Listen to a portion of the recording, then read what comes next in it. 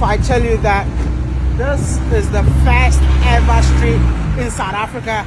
I mean, you all know that Cape Town is known to be the mother city of entire South Africa, which means that this is where South Africa started from. So this being the first street in Cape Town, definitely the first street in South Africa. But one thing that I really want to know, why the name, is it Adele? Adele. Why is it called Adele Street?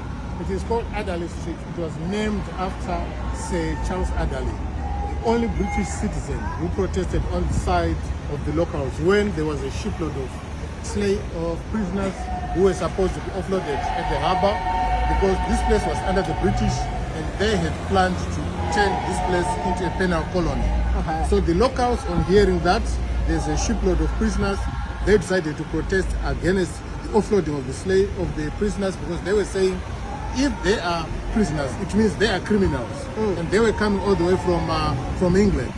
So as a result of that, within the group of protesters, the only British citizen who protested on the side of the locals was Dr. Sir Charles Adele. So at the end of the day, the shipload of prisoners ended up heading to Australia.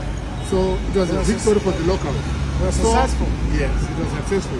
And the only white guy in there as part of the protesters was Sir Charles Adele. So the locals do not have a leader. They would have used his leader's name in here. But I think most of you might be confused in terms of why was it in the hands of the British. But at the end of the day, don't forget that Cape Town had more like 4 wars between the British and the Dutch. Yes. I mean, the British won twice, which was the second and the... The British won the first and the second, Yeah. the third and the third. Yeah. Yes. While the Dutch did win the second and the fourth. Okay. Yeah. So the time that the war was happening, the time that they named this street, were the British that was in charge. Yes, that is when they were in power. Yes. Cool, man. Yeah. So if you are from South Africa, or if you've never been to South Africa, now you know something new, is that this is the first ever street that was ever built.